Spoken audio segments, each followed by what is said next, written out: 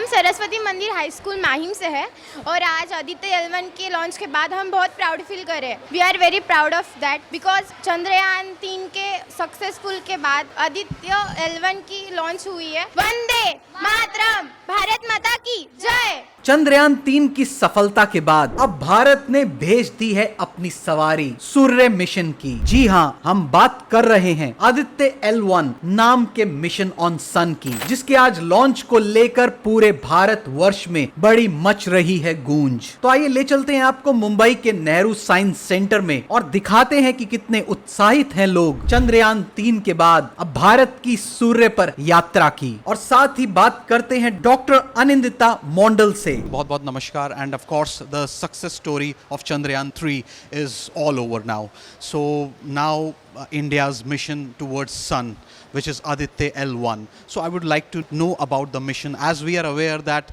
sun's fuel is hydrogen, and what we are studying with those gaseous substances which burn inside the sun. Sun is our nearest star, and in the solar system it's the only source of energy and light. It's the most resolved star, that's why we want to study the sun. As we know, the source of sun's energy is the hydrogen. So inside the sun's core, hydrogen are getting fused and they are creating helium, and that's how we are getting the energy from the nuclear fission. Due to this fission activities, so sun is a hot ball of plasma. So sometimes the solar flares comes out of it, and we know about the solar wind also. So very high energetic particles come out from the sun and it reaches our atmosphere, and it affects the space weather around it also. So the mission objective of Aditya L1 is to study the solar activities in more detail. So basically from our Earth, the ground-based telescope, because of the atmosphere, these high energy emissions are blocked. So UV, X-ray,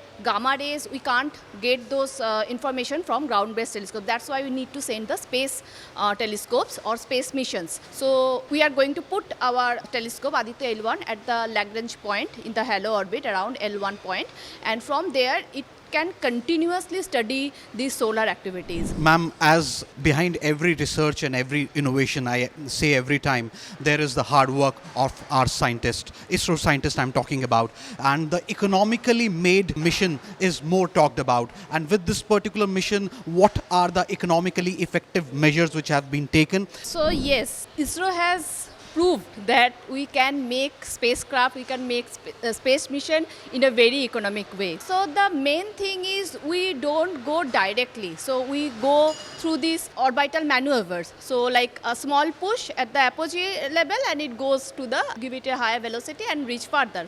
So that's one of the techniques. Now ISRO is master of that technique. So we have done it for Chandrayaan, Mangalyaan, and now we are aiming for this Aditya launch also. So that is one aspect, one achievement of ISRO, and we are sending like lower mass payloads. So the whole mass, whole weight of the Aditya spacecraft is like not more than 1500 kg. So that's how we can make it more economic way, and our scientists are working like day and night very hard to make these payloads, testing those payloads in laboratory, getting how they will be effective in getting those datas, and they are like doing tirelessly these experiments, and that's how we have achieved this thing. Ma'am, last words. Of course, behind every research, our scientists are there, and providing the platform to the scientists, the current government is there. So how easily the platforms are provided, and of course the grants are given to this particular center, so the things are happening nowadays. Earlier also the things happened, that's why the India has been made, growing in these 75 years. But currently I would like to ask you that you would throw a light on the current developments from the government side. These projects are a collaborative one. So ISRO is not doing it on its own. So there are several research organizations. They are in, so these payloads, these experiments, they took place in TIFR, IIA. There are several ISRs involved in it, PRL. So one payloads or one experiment has been developed by different organizations or different research. So researchers, young minds, they are involved in this. And these projects, these fundings are all borne by the government. So we can say that government has come up, it's providing funding to new research, to have new achievements. So yeah, like Amrit Kal, 75 years after the independence, we are now having this kind of achievement. So yes, we are grateful to the government of India. We are standing at Nehru Science Centre Centre with a proud moment. After Chandrayaan 3, now Aditya L1 Mission on Sun is being launched today. So there is a showcasing of live launching of mission. After Chandrayaan 3, now mission to Sun. What technically you know about this mission? It is going to the sun's Lagrange point 1. That's how it got its name L1.